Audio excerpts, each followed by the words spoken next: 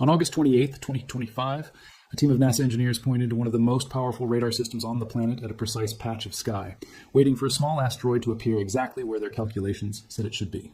The object, cataloged as 1998 SH2, was passing safely within 2 million miles of Earth, close enough for the Deep Space Network's planetary radar to get a detailed look at it.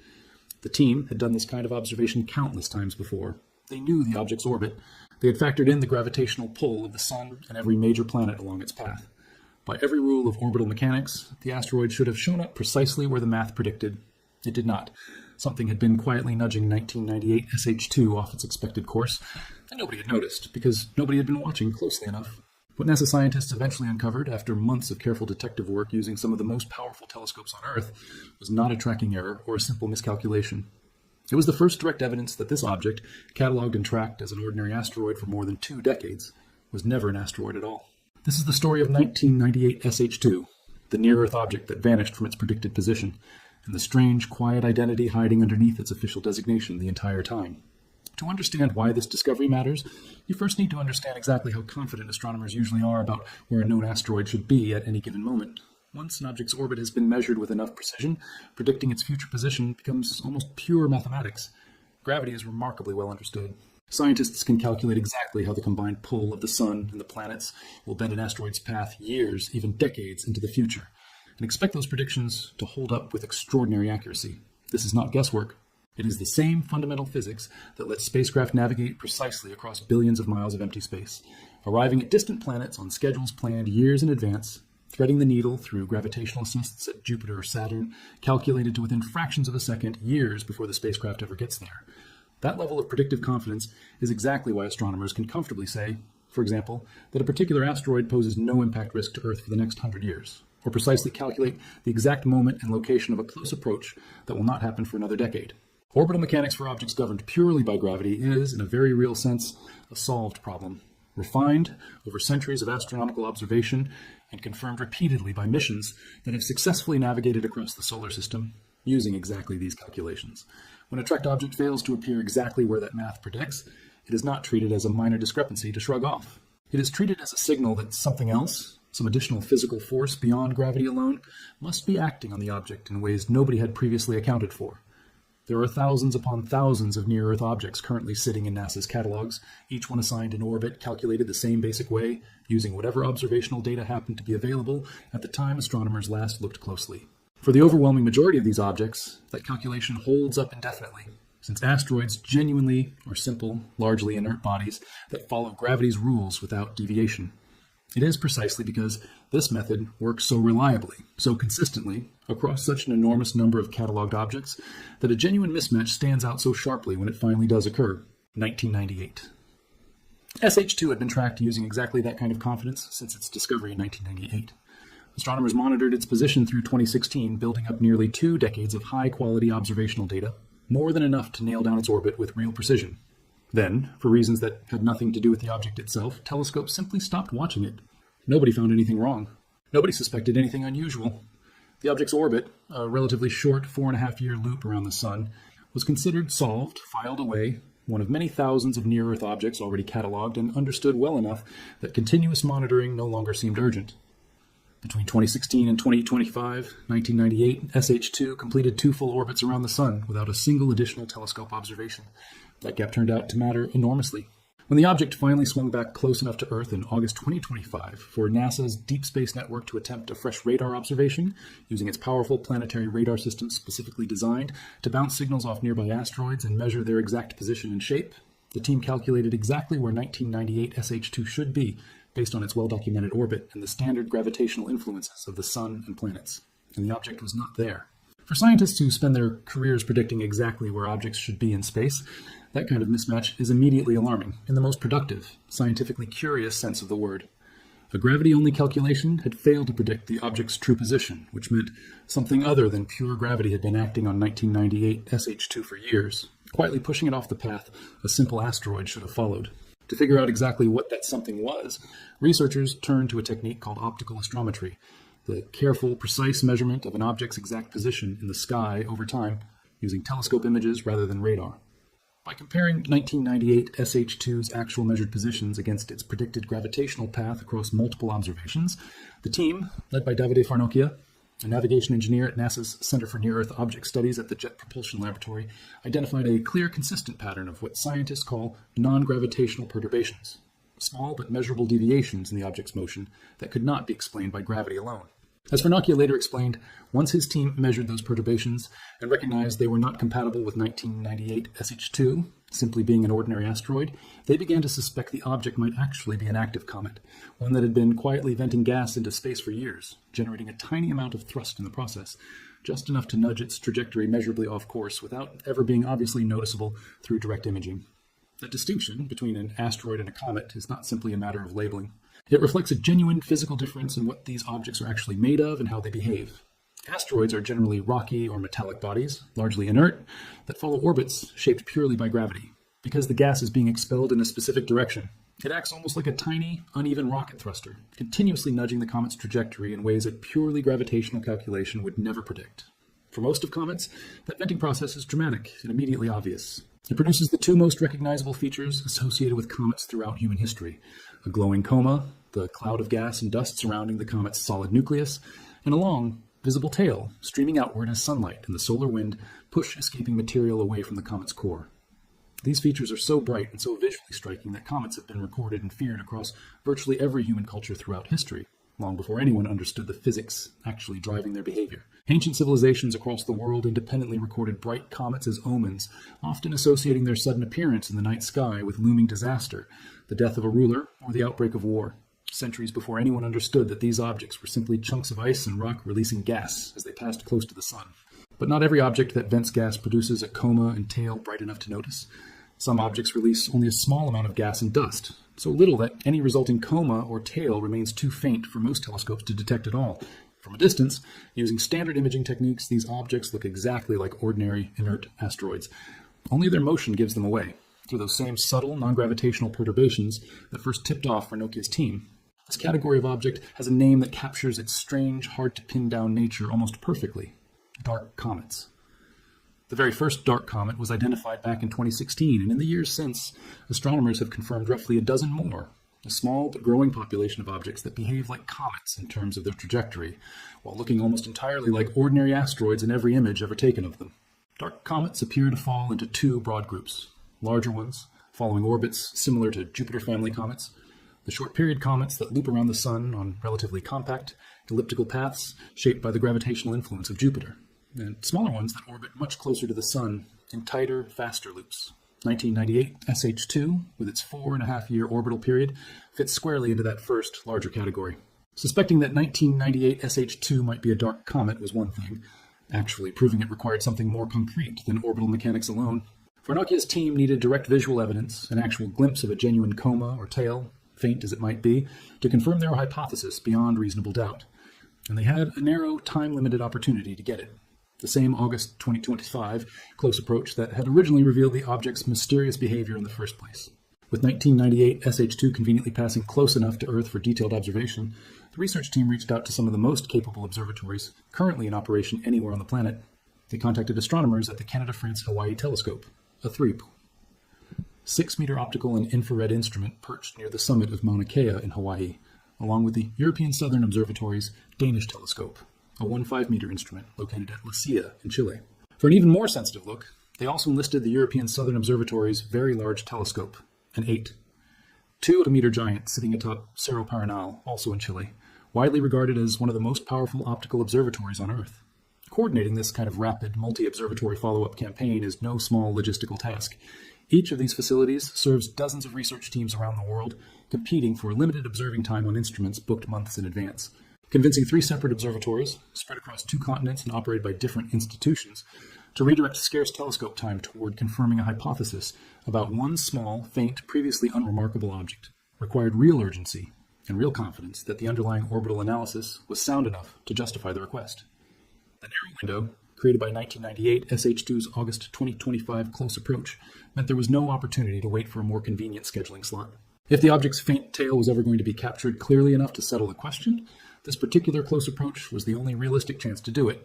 since the next comparable opportunity would not arrive again until the object completed another full orbit around the Sun years later. The results settled the question decisively. Images collected from these observatories revealed a weak but genuinely unmistakable tail extending from 1998 SH2, faint enough to have been completely missed by less sensitive instruments, but clear enough, once properly imaged, to confirm exactly what the object's strange orbital behavior had already suggested. As Olivier Hennaut, an astronomer with the European Southern Observatory and a co-author of the resulting study, put it afterward, the data collected from these observatories showed a weak but clear tail, confirming that 1998 SH2 really is a comet. He described the entire process as a clean example of how science is actually supposed to work. Form a hypothesis based on the available evidence, then go out and specifically test it, rather than simply assuming the answer in advance. As a direct result of this confirmation, 1998 SH2 has now been given an additional formal designation reflecting its true nature. P1998 SH2, the P standing for periodic comet, a permanent addition to its identity that will follow it in every future catalog and observation, alongside its original designation as a numbered near-Earth asteroid. An object that had spent more than 2 decades quietly filed away as an ordinary asteroid has been formally reclassified, its true dual nature finally documented in the scientific record. The findings, published in the journal Nature Astronomy, carry implications that extend well beyond this one specific object. Dark comets represent a genuinely tricky category for astronomers working in planetary defense. The broader scientific effort focused on identifying and tracking near-Earth objects that could someday pose an impact risk to our planet. Ordinary asteroids follow orbits shaped purely by predictable gravitational forces, meaning their future positions can generally be calculated with a high degree of confidence, decades or even centuries in advance, provided enough historical observation data exists. Comets, including dark comets, introduce a genuinely more complicated wrinkle, because outgassing continuously nudges their trajectory in ways that depend on factors like how much ice remains beneath their surface, how that ice is distributed, and exactly how the comet's rotation exposes different regions to sunlight over time. Their future paths become measurably harder to predict using gravity alone. As Farnakia explained, this research underscores the importance of continuously tracking near-Earth objects, rather than assuming an already catalogued orbit remains permanently settled and understood, because outgassing perturbs a comet's motion far more significantly than gravity alone would ever explain for an ordinary asteroid. Detecting these subtle, non-gravitational perturbations becomes a genuinely important diagnostic tool for planetary defense, helping researchers figure out which catalogued objects might actually be comets in disguise, how their orbits are likely to evolve over time, and, most importantly, how that hidden behavior might influence any calculation of their long-term risk of eventually impacting Earth. That distinction matters more than it might first appear.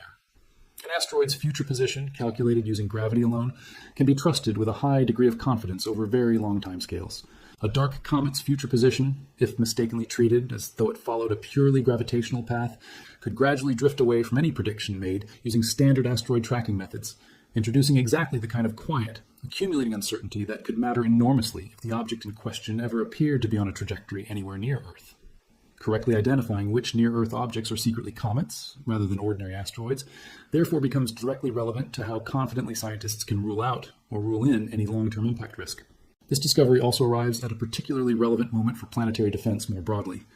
NASA has been developing a dedicated space telescope called the Near-Earth Object Surveyor, specifically designed to hunt for exactly the kinds of objects that are hardest to detect using current ground-based methods, including dark asteroids and dark comets that reflect very little visible light and consequently remain difficult to spot using conventional optical telescopes. As the first space-based survey telescope purpose-built for planetary defense, NEO Surveyor is expected to dramatically improve astronomers' ability to catalog exactly this category of quiet, hard-to-characterize objects, potentially identifying additional dark comets hiding within the existing catalog of objects already labeled, possibly incorrectly, as ordinary asteroids.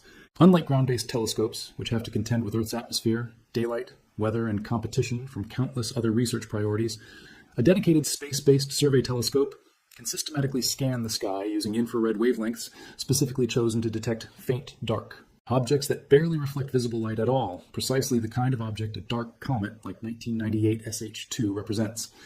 Infrared observations are particularly well suited to this task because even objects that reflect very little visible sunlight still radiate detectable heat, making them measurably easier to spot in infrared wavelengths than in ordinary visible light images, where they can remain almost invisible against the darkness of space. Once operational, NEO Surveyor is expected to identify a substantial fraction of the near-Earth object population that has, until now, remained effectively invisible to existing ground-based survey efforts, dark comets included. There is a genuinely humbling lesson embedded in this entire story. one that goes beyond the specific fate of a single 4.5-year orbit near Earth object. For nearly 2 decades, 1998 SH2 sat quietly in astronomical catalogs, its orbit considered solved, its identity considered settled, requiring no further urgent observation. It took a single, almost accidental mismatch between prediction and reality, caught only because engineers happened to be pointing a radar dish at exactly the right coordinates on exactly the right day, to reveal that the object's true nature had been misunderstood the entire time. Had 1998 SH2's August 2025 close approach happened to occur at a moment when nobody was specifically observing it with the Deep Space Network, this entire discovery might never have happened at all, and the object would likely still be cataloged today as an unremarkable ordinary asteroid, its true cometary nature hidden behind a tail and coma, too faint for anyone to have ever noticed by accident. That is, in many ways, the central lesson researchers are hoping the broader astronomical community takes away from this specific case. Somewhere among the many thousands of objects already cataloged as ordinary near-Earth asteroids, a genuinely unknown number may actually be dark comets, quietly venting small amounts of gas, subtly perturbing their own trajectories in ways nobody has yet bothered to check closely enough to notice. Finding them requires exactly the kind of patient, continuous re-examination that revealed 1998 SH2's true identity, comparing each object's actual measured position against its predicted gravitational path, watching for small, telltale mismatches, and following up with sensitive enough telescopes to actually catch a faint tail or coma when the opportunity briefly presents itself. Consider just how easily this particular mismatch could have gone unnoticed. 2 full orbits, spanning roughly 9 years, passed without a single additional observation of 1998 SH2 after 2016. During that entire stretch, the object could have been slowly, quietly venting gas and drifting away from its predicted gravitational path, with absolutely nobody watching closely enough to notice. It was only the specific, deliberate act of attempting a fresh radar observation in 2025, and the subsequent refusal by the research team to simply write off the mismatch as some kind of measurement error that ultimately exposed the object's true nature. There is something worth sitting with in the fact that the tools which finally solved this particular mystery, optical astrometry, planetary radar, and some of the largest ground-based telescopes currently operating anywhere on Earth, are not exotic or experimental instruments built specifically for this one investigation. They are the same fundamental tools astronomers have used for decades to track near-Earth objects generally. What changed was not the technology. What changed was the decision to look more closely at an object nobody had thought needed a second look, simply because the numbers, for once, quietly refused to add up. It is also worth remembering just how quietly this entire process unfolded, from beginning to end. There was no dramatic close call, no last-minute warning about a potential impact, no moment of public alarm at any point in the story. A radar dish simply did not find an object exactly where a spreadsheet full of orbital calculations said it should be, and a team of scientists, rather than dismissing that discrepancy as noise or measurement error, spent months carefully tracking down the actual physical explanation behind it. That is, in many ways, the least cinematic possible version of a genuine scientific breakthrough, and also one of the most honest. Real discoveries in planetary defense rarely arrive as sudden, dramatic revelations. They arrive as small, stubborn inconsistencies that refuse to resolve themselves, examined patiently by researchers willing to take a strange mismatch seriously instead of writing it off. This case also highlights a genuinely uncomfortable gap in how near-Earth objects get monitored over time. Once an orbit is considered well-determined, there is little built-in incentive and limited available telescope time to keep re-observing an object that already appears fully understood. Telescopes are enormously oversubscribed resources, with research teams around the world competing for observing time to study everything from distant galaxies to potentially hazardous asteroids still awaiting their first confident orbit determination. An object like 1998 SH2, already tracked for nearly 2 decades by 2016, understandably fell down the priority list, freeing up valuable telescope time for objects considered more urgently in need of attention. Nobody made an error by deprioritizing it. The system worked exactly as intended. Somewhere among the many thousands of other objects still sitting quietly in near-Earth object catalogs around the world, similar hidden identities likely remain, waiting for the next unexpected mismatch between prediction and reality, or the next dedicated survey telescope sensitive enough to notice, to finally reveal what they have actually been the entire time. If you want more real discoveries from the true edges of what astronomers actually understand about the objects sharing our own cosmic neighborhood, subscribe and stay with us, because the next hidden identity might already be sitting in a catalog we stopped watching years ago.